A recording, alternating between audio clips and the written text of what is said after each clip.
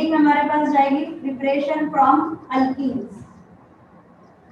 Alkyne मतलब natural सी बात है, हम डबल बॉन्ड की बात कर रहे हैं। हमारे पास है CH2 डबल बॉन्ड CH2, इसका हम हाइड्रोलिसिस करेंगे। हाइड्रोलिसिस हमेशा एसिडिक मीडियम की प्रेजेंस में होता है, वो इसलिए चाहिए कि ये आराम से अपने आयंस में ब्रेक डाउन हो जाए। अब क्या होगा, H जो है वो एक तरफ चला जाएगा और OH जो है वो दूसरी जगह आ जाएगा।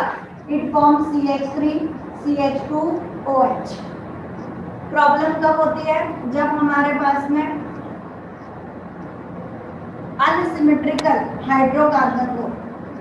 सिमेट्रिकल और अनसिमेट्रिकल का मतलब, सिमेट्रिकल का मतलब जिसमें डबल बॉन्ड के आसपास बराबर नंबर के कार्बन हो, उसे हम बोलते हैं सिमेट्रिकल। इसमें कोई इशू नहीं होता, जिधर भी डबल बॉन्ड है, सपोज करिए 1 2 3 और 4 कार्बन है। अब हमने H2O दिया तो H एक तरफ आ जाएगा, OH दूसरी तरफ चला जाएगा, कोई प्रॉब्लम नहीं होती। कहाँ पर जाएगा, तो डबल बॉन्ड के आसपास जो कार्बन है उनमें से एक के पास H और एक के पास OH फॉर सिमेट्रिकल। जब अनसिमेट्रिकल है, अनसिमेट्रिकल का मतलब हुआ कि जो हमारा डबल बॉन्ड है उसके आसपास नंबर ऑफ कार्बन अलग अलग है, इधर 1 है इधर नंबर 2 है।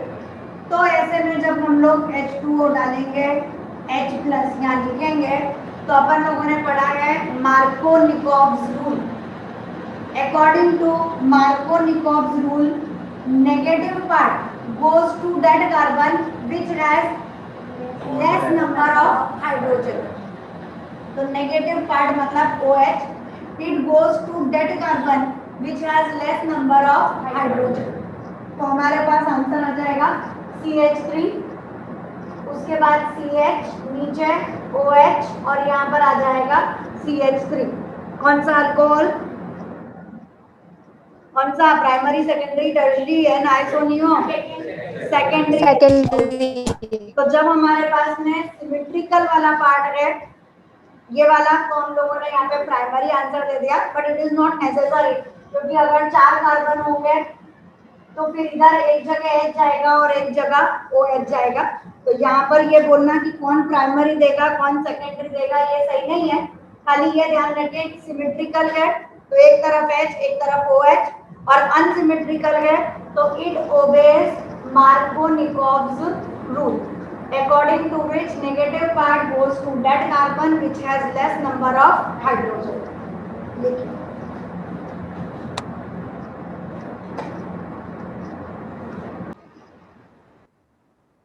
नेक्स्ट, इसी में सेकंड नंबर दीजिए फ्रॉम अल्कीन वाले में।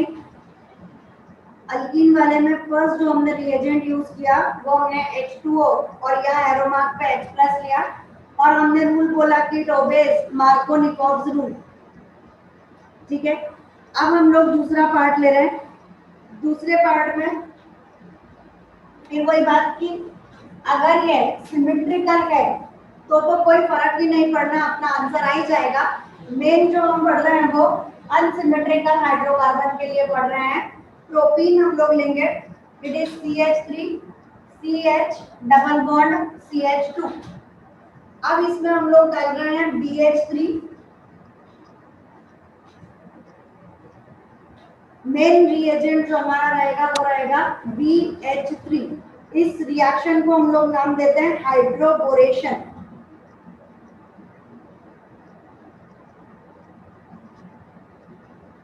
इसके अंदर डेफिनेटली वाटर प्रेजेंट होना ही चाहिए, बिना वाटर के ये काम नहीं कर सकता। तो हम लोग यहाँ पे लेते हैं प्लस H2O2, वाटर की जगह यहाँ पर लिया जाएगा हाइड्रोजन पर ऑक्साइड, और मीडियम हमारे पास में रहेगा यहाँ पर basic, it is OH minus. Basic medium में हम लोग यहाँ पर काम कर रहे हैं। ये जो भी ओबे करेगा वो रहेगा एंटी मार्कोनिकोव्स रूल, यानी negative part goes to that carbon which has more number of hydrogen। यहाँ पर हमें आंसर मिलेगा CH3 CH2 CH2OH। तो अगर आपको ऐसा कुछ पार्ट चाहिए जो सेकेंडरी वाला हो तो H2O और H प्लस मीडियम यूज करिए, और अगर आपको प्राइमरी चाहिए तो फिर अपन लोग BH3 और हाइड्रोबोरेशन लिख कर अपना आंसर निकालेंगे। इसमें मोस्टली हमें हर जगह प्राइमरी आंसर मिलने वाला है। इट इज नॉट नेसेसरी कि हम हमेशा प्रोटीन की बात करें। अपन दो चार एग्जांपल अलग अलग ले लेते हैं। एक एग्जांपल ले लीजिए पेंट 1 इन का। अपने आप लोग लिखेंगे एक एक करके। उसके बाद हम एग्जांपल लेंगे 2 मिथाइल प्रोटीन का, और उसके बाद लेंगे 2 मिथाइल ब्यूट 2 इन का। अलग अलग एग्जांपल्स लीजिए। पेंट 1 इन तो 1 2 3 4 5 it is CH3 CH2 CH2, यहाँ पर CH और डबल बॉन्ड CH2। अगर ये डबल बॉन्ड हमारे पास यहाँ पर है तो हम लोग किसी भी एक साइड पर डालेंगे। नॉर्मली हम रूल प्रिफर करते हैं कि जो मोर एल्काइलेटेड है उस साइड दीजिए। Same rule will be applied. यहाँ पर हम लोग H2O2 वो सब कुछ पार्ट आपका सेम है, कॉमा OH माइनस सब कुछ सेम। हम लोग अप्लाई कर रहे हैं एंटी मार्कोनिकॉव रूल, यानी negative part goes to that carbon which has more number of hydrogen. तो यहाँ पर हमारे पास आंसर आ जाएगा CH3 CH2 CH2 CH2 और CH3 O sorry CH2 O और H। यहाँ पर 2 मिथाइल प्रोपीन तो 1 2 3 2 मिथाइल, यहाँ पर CH3 प्रोपीन लिखा है, मतलब डेफिनेटली किसी भी एक साइड पे हमारे पास में डबल बॉन्ड है, 1 नंबर पे प्रेजेंट है। इट इज CH2 1 2 3 4 पूरे बॉन्ड हो गए। यहाँ वाला हो जाएगा CH3। यहाँ पर सब कुछ सेम। क्या करेंगे, negative part goes to that carbon which has more number of hydrogen. Anti Markovnikov हम अप्लाई कर रहे हैं तो ये होगा CH3 CH3, यहाँ पर CH और यहाँ पर CH2OH। ये वाला 2 methyl but 2 ene 1 2 3 4। Second number पे हमें इन चाहिए 1 2, ये सेकेंड नंबर। और सेकेंड नंबर पे हमारे पास प्रेजेंट है मिथाइल, यहाँ पर लिख देते हैं CH3। उसके बाद हाइड्रोजन बैलेंस करिए CH3 1 2 3 4, this is CH and this is CH3। again negative part goes to that carbon which has more number of hydrogen, anti Markovnikov. इसके पास में कार्बन हाइड्रोजन नहीं है, इसके पास में एक हाइड्रोजन है, तो जिसके पास ज्यादा हाइड्रोजन है वहां पर जाना है। किसी के दिमाग में ये आ जाए मैम इसके पास ज्यादा हाइड्रोजन है, तो भैया ऐसा नहीं सोच लेने का। डबल बॉन्ड के आसपास जो कार्बन है सिर्फ वही रूल में अप्लाई करिए, दूसरे कार्बन पर नहीं पहुंच जाना। नहीं तो पता चला बोले मैम इनके पास ज्यादा थे, आपने गलती कर दी।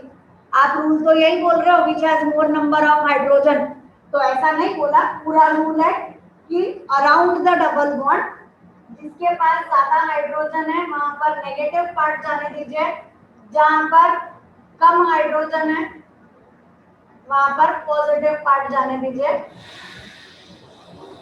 Owais anti Markovnikov rule. यहाँ पर हम कहीं पर भी ये नहीं बोल रहे कि प्राइमरी ज्यादा बनेगा सेकेंडरी ज्यादा बनेगा, ऐसा बोलना गलत बात हो जाती है। खाली क्या ध्यान रखना है कि H2O वाला पार्ट लिया है, H+ वाला लिया है तो मार्कोनिकॉव रूल ओबे होगा, और BH3 वाला लिया है तो एंटी मार्कोनिकॉव रूल ओबे होगा। थ्योरी में साइड में लिख लीजिए, आगे याद रहेगा। Next from primary amine. Amine बोलिए, अमाइन बोलिए।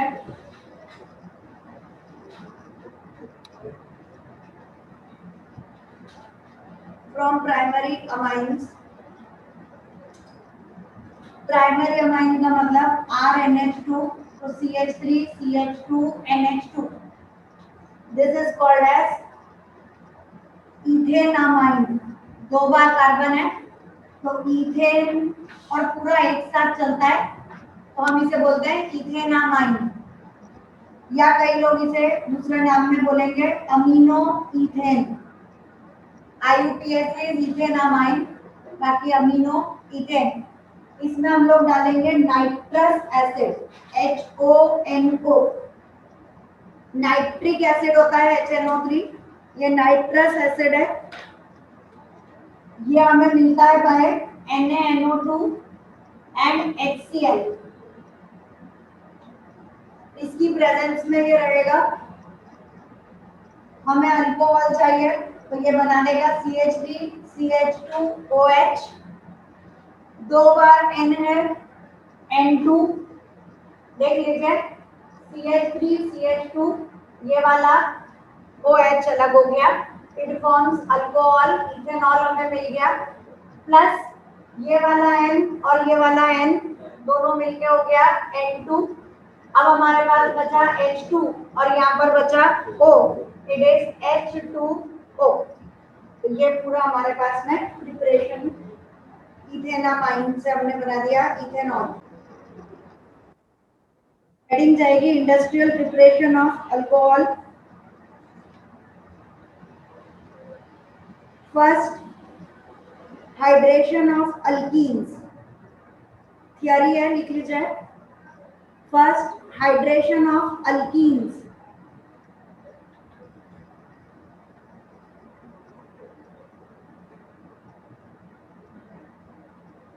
इसमें ए part,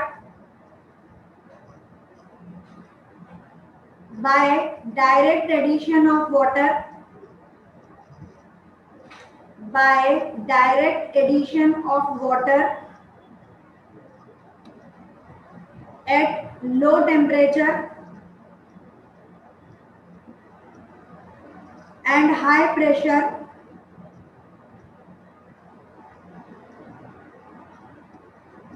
in the presence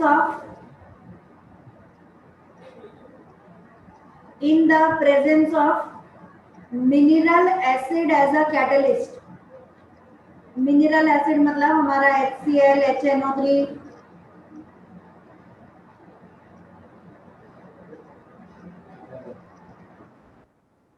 second, by indirect method,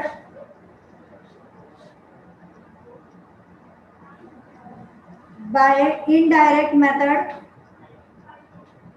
in which alkenes are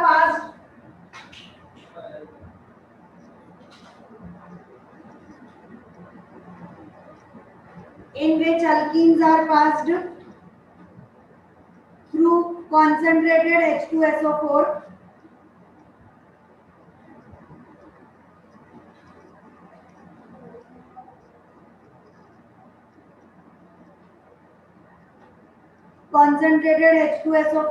to form hydrogen sulfate,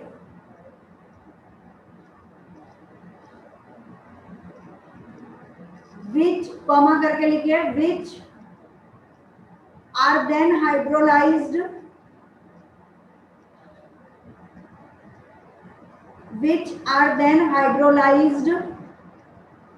by passing steam to give alcohol।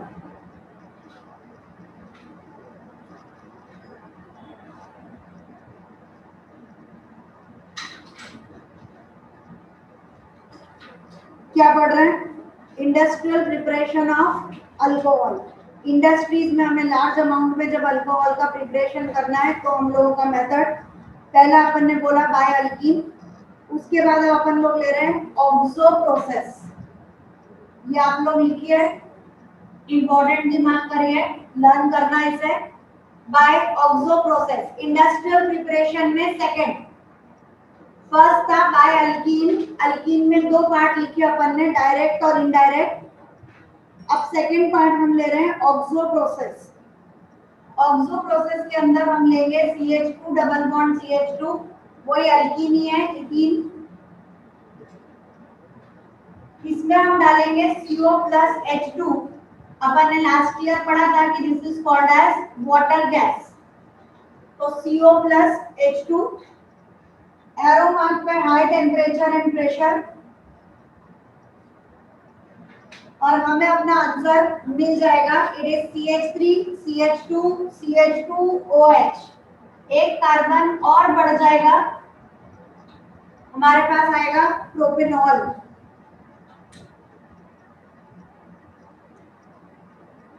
इसे हम बोलेंगे ऑक्सो प्रोसेस।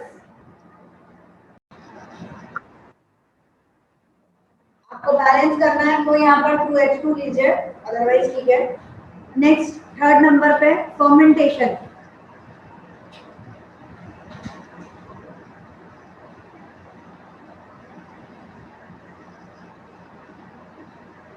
फर्मेंटेशन सबसे common process हो गया।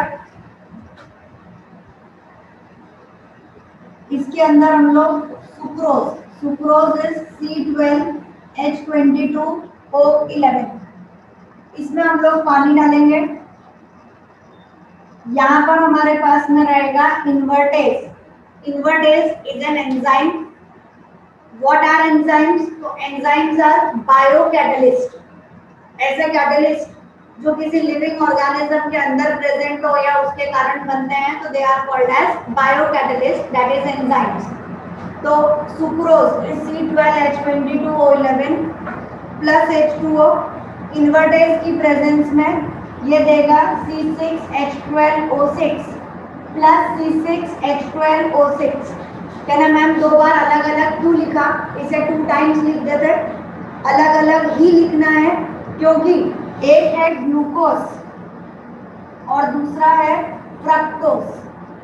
अपन लोग जब बायोमोलेक्यूल्स पढ़ेंगे तब हमें ये पार्ट क्लियर होगा कि ये दोनों एक दूसरे के आइसोमर्स हैं। ये अल्डिहाइड अल्डोज शुगर है, ये कीटोन कीटोज शुगर है।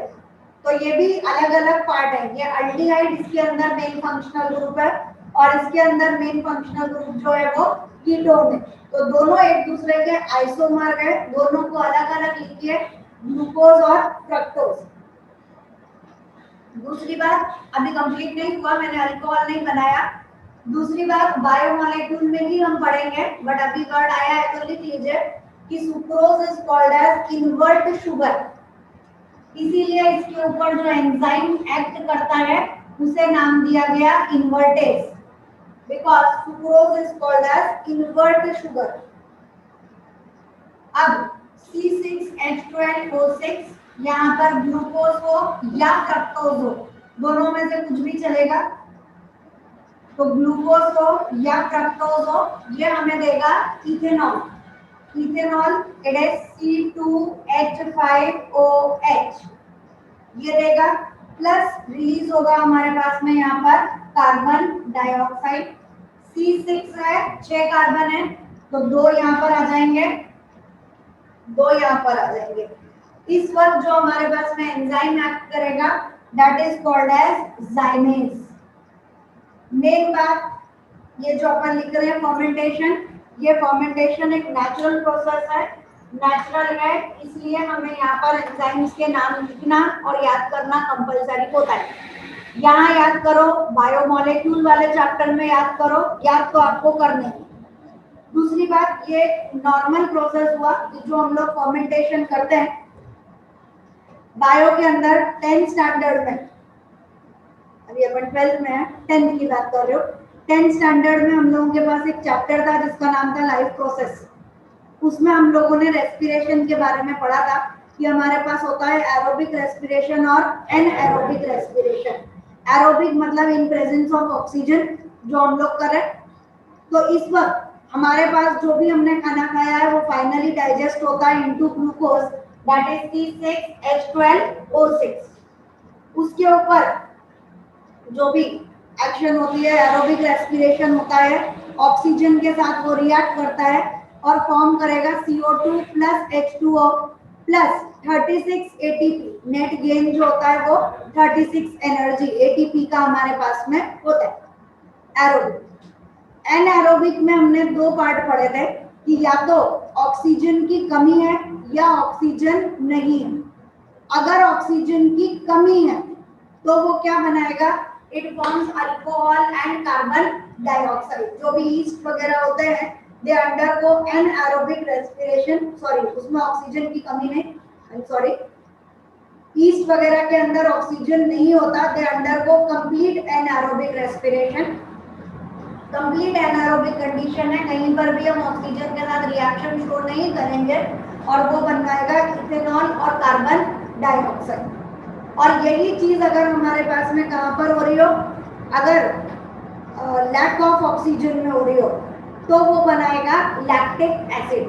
ऐसे करके हमारे पास 3 प्रोसेस होती है, एक कंप्लीट एरोबिक जिसके अंदर CO2 plus H2O plus 36 ATP का फॉर्मेशन होता है, दूसरा कंप्लीट एनारोबिक जिसके अंदर हमारे पास कहीं पर भी ऑक्सीजन नहीं है, वहां पे हमारे पास में ये और ये बनेगा प्लस 2 ATP इज फॉर्म, और तीसरा हमारे पास में होता है जिसमें हमारे पास ऑक्सीजन की कमी है। पढ़ा था अपन ने कि अगर हम लोग बहुत ज्यादा सीढ़ियां वगैरह चढ़ रहे हैं, कोई पहाड़ चढ़े हैं, उतरे हैं, कोई ट्रैकिंग कर रहे हो, तो पैरों में जो है क्रम्स पड़ते हैं, that is called as deposition of lactic acid. तो उसमें भी 2 ATP का ही फॉर्मेशन होता है, वो हमारा बायो वाला पार्ट है। अभी अपन अपना पार्ट पढ़ रहे हैं केमिस्ट्री 12th में है, लेकिन फिर भी आपको ये पता चलना चाहिए कि ये टॉपिक कॉमन टॉपिक है, बायो के अंदर आता है, इसीलिए बायो मॉलिक्यूल वाले के चैप्टर में हम लोग इसे ज्यादा पढ़ते हैं। फर्मेंटेशन, तो ग्लूकोज और फ्रक्टोज जाइमेज की प्रेजेंस में देंगे इथेनॉल और कार्बन डाइऑक्साइड। दूसरा हमारे पास में और ऑप्शन है, दो हो गए हमारे, दो मतलब कि पूरा एक ही हुआ कि सुक्रोज से पहले ग्लूकोज और फ्रक्टोज बना और फिर उस ग्लूकोज और फ्रक्टोज से हमने इथेनॉल बनाया। दूसरा मेथड हमारे पास में है, हम लोग यहाँ पर स्टार्च ले लें। स्टार्च का formula it is C6H10O5 whole N। ये बहुत बड़ी लंबी चेन होती है, इसलिए हम लोग इसे लिखते हैं होल N। इसके अंदर जो एंजाइम हम डालेंगे उस एंजाइम का नाम रहेगा डायस्टेज। तो एक एक करके आपको एंजाइम के नाम चाहिए। जो सुक्रोज पे एक्ट कर रहा है, तो सुक्रोज को हम बोलते हैं इन्वर्ट शुगर, इसलिए उस पर एक्ट करेगा इन्वर्टेज। ग्लूकोज और फ्रक्टोज पे हमेशा एक्ट करेगा जाइमेज। अब यहाँ पर स्टार्च है, starch in presence of diastase gives maltose. Maltose का फॉर्मूला C12H22O11। सेम जो सुक्रोज का फॉर्मूला होता है वही माल्टोज का होता है। Again they are isomer of each other. फिर C12H22O11 पर एक्ट करेगा, माल्टोज है तो उस पे एक्ट करेगा माल्टेज। इजी गोइंग आपको लर्न होगा। यहाँ पर बनेगा 2 मॉलिक्यूल्स ऑफ ग्लूकोज। मेन जो आपको लर्न करना रहेगा, जो बात ध्यान रखनी है वो ये है कि माल्टोज और सुक्रोज एक दूसरे के आइसोमर हैं, दोनों का सेम फॉर्मूला है C12H22O11, बट माल्टोज क्या देगा 2 मॉलिक्यूल्स ऑफ ग्लूकोज और सुक्रोज जो है वो देगा 1 मॉलिक्यूल ऑफ ग्लूकोज और 1 मॉलिक्यूल ऑफ फ्रक्टोज। अब ये वापस से ग्लूकोज C6H12O6, इस पर जो एंजाइम एक्ट कर रहा है दैट इज जाइमेज, और वो वापस से हमें सेम देगा 2 times C2H5OH plus 2 times CO2। तो मेन वर्ड हमें जो यहाँ चाहिए वो सारे एंजाइम्स के नाम है, लिख लीजिए। मैन्युफैक्चरिंग ऑफ मीथेनॉल, वो इंडस्ट्रियल प्रिपरेशन में ही आपका चल रहा है। तो मीथेनॉल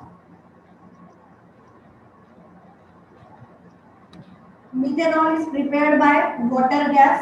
अभी आपने लिखा water gas is CO plus H2। Particularly सिर्फ मीथेनॉल के लिए ही बोल रहे हैं बेटा। So it is prepared by water gas. Water gas is CO plus H2. Balance करने के लिए पहले से लिख देती हूँ वरना फिर पूछोगे। 2H2, high temperature high pressure, एरोमार्क पे Cr2O3, ZNO, high temperature high pressure याद रह जाए तो टेम्परेचर 673 केल्विन लिख देने का। फाइनल आंसर हमारे पास में रहेगा CH3OH। मीथेनॉल डायरेक्टली इसमें बन जाएगा। उसके बाद लास्ट एक और लिखेंगे, it is also prepared, it मतलब methanol, it is also prepared by destructive distillation of wood. ये खाली एमसीक्यू के लिए लर्न कर लेना, डिस्ट्रक्टिव डिस्टिलेशन ऑफ वुड। इसके साथ हमारे अल्कोहल के सारे प्रिपरेशन कंप्लीट होते हैं। अल्कोहल की प्रिपरेशन में हमने मेन क्या क्या देखा, एक बार रिवाइज करिए। हम लोगों ने सबसे पहले देखा कि जो भी हमारा हलो अल्केन है उससे हमें बनाना है, तो हलो अल्केन से बनाने के लिए हमने लिखा था RH + KOH। एक्वस KOH की प्रेजेंस में हम लोगों ने लिया था, ये हमारा फर्स्ट पार्ट था।